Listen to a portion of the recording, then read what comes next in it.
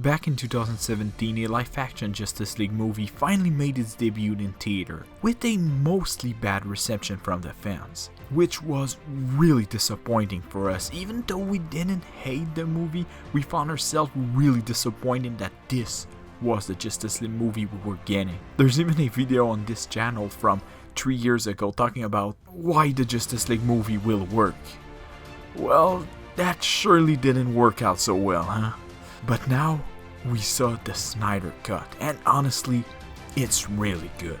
Zack Snyder's Justice League truly was an emotional journey that really fleshed out a lot of the character from that movie. Well, okay, the thing was like 4 hours long, so it kinda needed to have some solid character arc in there, arcs that are compelling to watch and kinda make us want more from those characters. So yeah, we just wanted to highlight some of those character arcs, because when the fans said over and over that the Snyder cut needed to be released, we think those are the stories that needed to be told the most, and now they are. So in summary, we will tell you how we feel about this 4-hour journey and how we love the multi-layered tale that is told throughout this story. So yeah, let's go through some of the truly emotional journey that those icons go through in this movie, and see how this movie is more than just superhero fighting bad guy, and how it's a story of people coming to terms with who they really are. So spoiler alert for the Snyder cut of Justice League.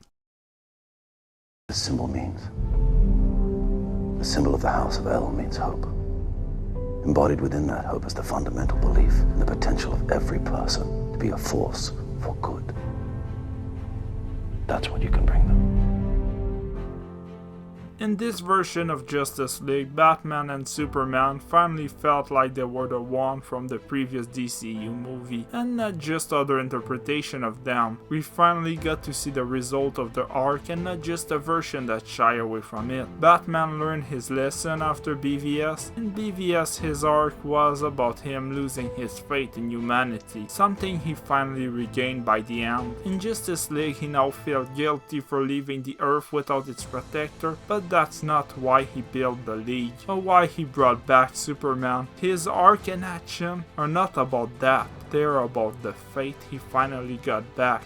A faith in humanity, in the League he was forming, and in Superman. When he brought him back, it wasn't about guilt. It never was. It was about faith. And even when it seemed to have failed, when Superman was like confused, he still didn't lose faith. Superman was brought back by faith.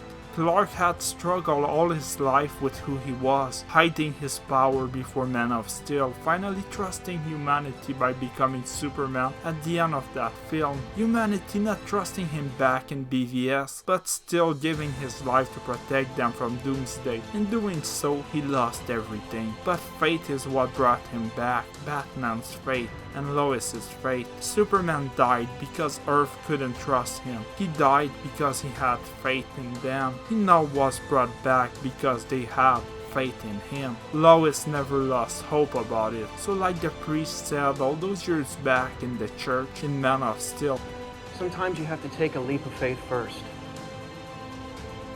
The trust part comes later. in the end, at the time he was back, there was no more doubt about his mission, about if it was worth it, only that they needed him, that the world needed him, and that like in the comic, he was there to help, because after dying for them, Superman still had faith in them. All the while keeping the intrigue of the future him, as the movie played with the nightmare scene like the Justice Lord played with the idea of Superman turning bad in Justice League Unlimited. Now we just need to have faith that this Superman won't turn out that way, because sometimes that's all we can do. Living in the past, make your own future, Barry. I think it was really important to flesh out the Flash this time around, cause he was a character that didn't really have much to him in the Whedon cut. Considering he was a new character that was introduced in this movie, making him so bland was pretty dumb. And this time around they actually made me care for his character. This Barry Allen is now a character that I'm looking forward to seeing in his own movie. But the best part about fleshing out his character is that the movie gained an emotional anchor didn't have before. a very special anchor that it needed. My favorite scene in the entire movie is the moment when Barry Allen rewind time to save the League. Not only because it was visually stunning and really cool, but also because it was a moment that shadowed his growth. The best superhero battle are visual representation to a emotional conflict. A lot of the time it's good versus evil, but sometimes it takes different shape. And this scene shows visually that Barry now understands what his dad wanted to tell him. After meeting a group of people just like him and being faced with a threat like never before, he understood that the past, the future, they don't matter. It's what you do in the present that shape your life. And as he ran toward what is basically doom, he shaped his own destiny and stopped living in the past. Even without thinking too much about it, you, the viewer, realize that as the music kick in and you see him running, thinking back on what his father told him. You can be whatever you want to be. You're brilliant, man. Living in the past, make your own future, Barry. And it made this scene one of the emotional moments that make this entire journey feel worth it. This scene made the movie a lot better for me because now the cool superhero action scene had a specific peak that it reached that is directly intertwined with the emotional journey. The third arc in this movie was not just mindless superhero explosion and battle, but the end of their journey. What? It's actually the worst job you can get in a crime lab, but my foot's in the door. This is like a job. Job. No stopping you now. Next time. And Barry's not the only character that contributed to this amazing climax. Because there's another character that felt like the main character of this movie that also helped to reach this final. Justice League was also the origin story of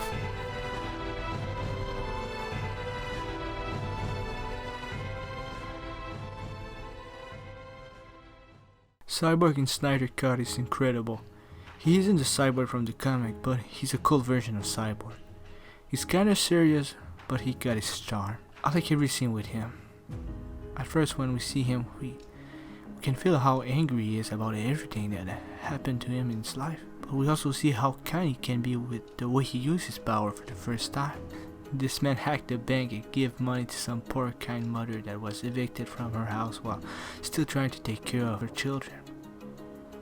This kind-hearted man also lost everything. While he was human, he didn't really had his father in his life. It clearly wasn't the first time his father didn't see his football match. That made him so mad. When they were going home, he started to vent about it to his mom. You can feel his anger and sadness in the moment. She clearly made the time for him, but not his father.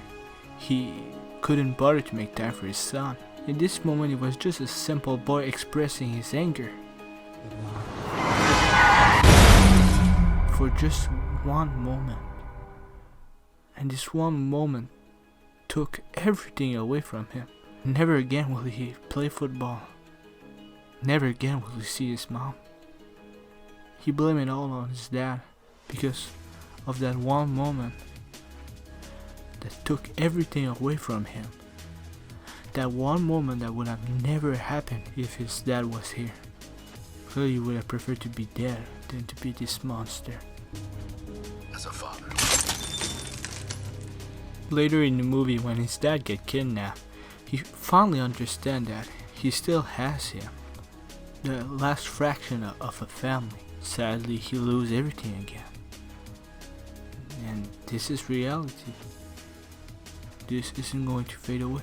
So he goes to try to save the world for his father's sacrifice.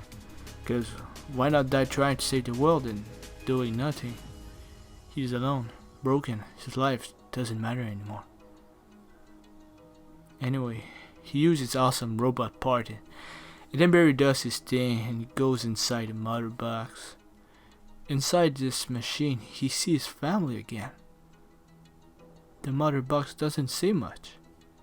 It shows his father, his mother, and him.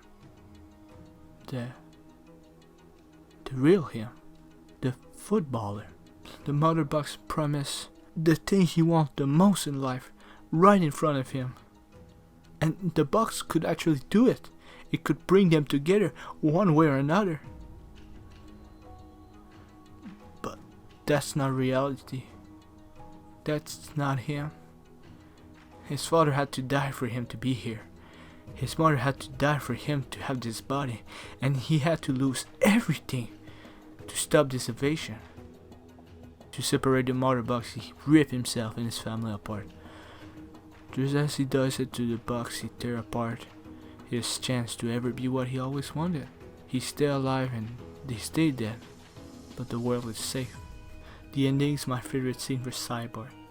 He fixed the recorder he destroyed in the beginning of the movie and listened to it as the movie showed its epilogue for everyone. The idea is kinda classic, hearing a recording of a dead character in the end while they show the epilogue. But Zack Snyder Justice League managed to make it unexpected because compared to other movies, he destroyed the record player. So I didn't think he would have been able to ever listen to it again. But he fixed it, and that's kinda cool. Because what's broken can always be fixed. So anyway, into the recording, his father said that in life you will stumble, but you have to keep moving forward. That even if you're destroyed, you have to fix yourself to become the one you're meant to be. Dying won't fix anything. It's living and moving forward that will change things. And for Victor, it means becoming Cyborg. We've been waiting for you, Victor, my broken boy. You don't have to be alone anymore. We'll be together again. We can put it back, Vic. Make you whole again. I'm not broken. Finally, sure, we didn't cover everyone, but we wanted to talk about the arc that personally resonated with us, Wonder Woman, Aquaman, and Steppenwolf are also better character overall Snyder Cut. So it's not because we don't talk about them there that they should be undermined. So yeah, subscribe to not forget our channel. We're not that popular. And until we see each other again, have a good day.